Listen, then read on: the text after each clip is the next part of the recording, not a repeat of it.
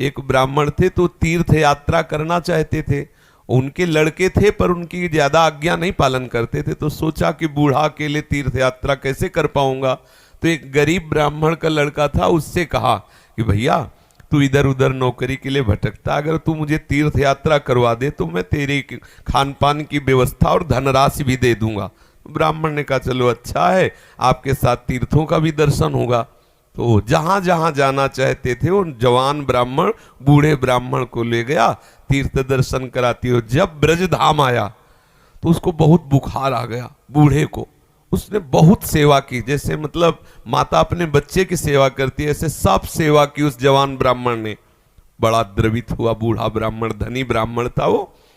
तो गोपाल जी के दर्शन जब करने गया तो उसने कहा बेटा तुमने बहुत सेवा की है, तुम्हें क्या दे सकता हूं। मेरे एक बेटी है, बहुत सुंदर है बेटी और बहुत धन संपत्ति है, मैं तुम्हें दूंगा। बोले देखो बाबा तुम तो यहां बोल रहे हो, घर में तुम्हारे जवान लड़के हैं, हमारी पिटाई करेंगे।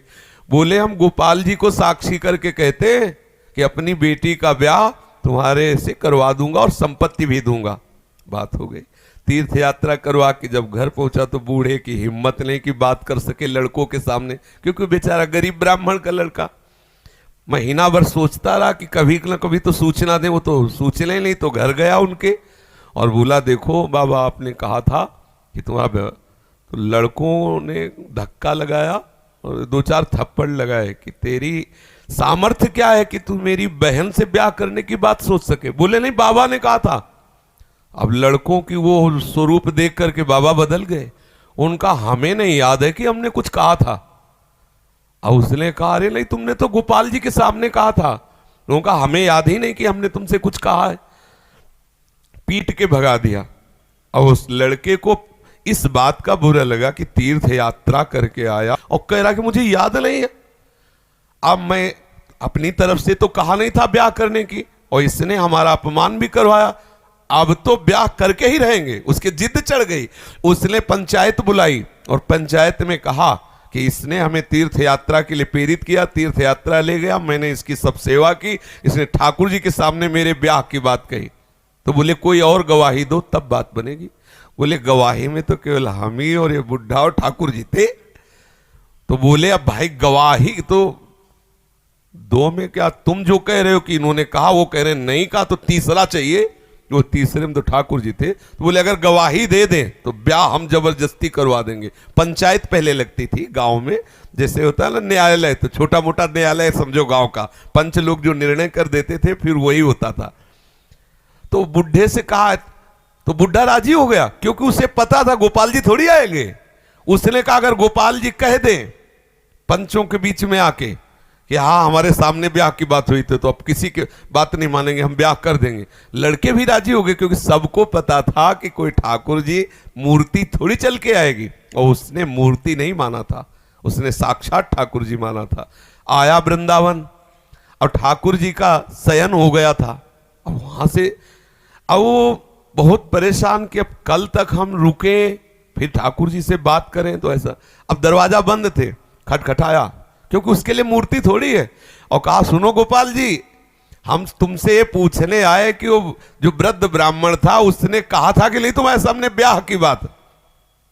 दो चार बार आवाज लगाई तो वहां से तो कोई उत्तर नहीं आया।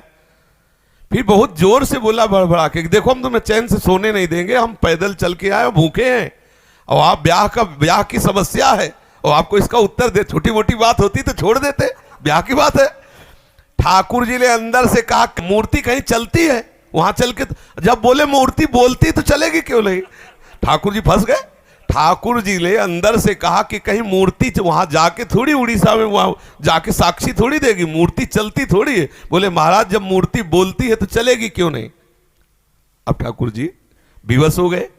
ठाकुर जी बाहर निकल के आए और सब सेवक लोग सुला के गए थे। समझो कितना भाव में दम है। उसने देखा बहुत सुंदर गोपाल जी साक्षात ठुमुक ठुमुक कर करके आए, नौ किशोर।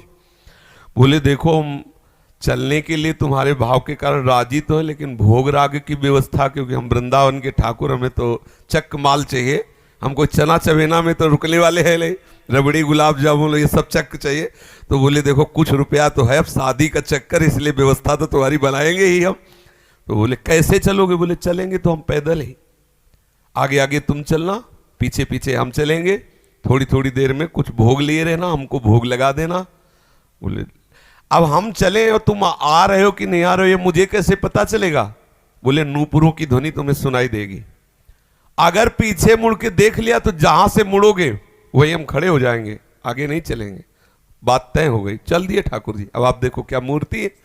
अब वो बीच बीच में भोग लगाता हुआ जब अपने गांव के नजदीक पहुंचा तो सोचा केवल नूपुरे बज रहे हैं कि आ भी रहे हैं। मुड़ के देखा तो ठाकुर जी खड़े। बोले चलो, बोले अब नहीं, अब सबको लिवा के यहीं लाओ क्योंकि हमारा तुम्हारा वादा था। तो बोले कोई बात। गांव में दौड़ता हुआ गया, सबसे हल्ला मचा, वृंदावन के ठाकुर पधारे साक्षी देने के लिए। अब तो भीड़ इकट्ठा, साक्षात ठाकुर। अब सब पंच आ गए, तो अब पंचों के सामने बुढ़े को कुछ बोलने की हिम्मत नहीं रही। ठाकुर जी ने सबके सामने उस भक्त की वचन रक्षा के लिए बोले और कहा हमारे सामने का ब्याह हुआ। अब आप सोचो, अगर ये कोई बात सतयुग की नहीं है, ये बात सतयुग की नहीं है, ये कलयुग की ही बात है।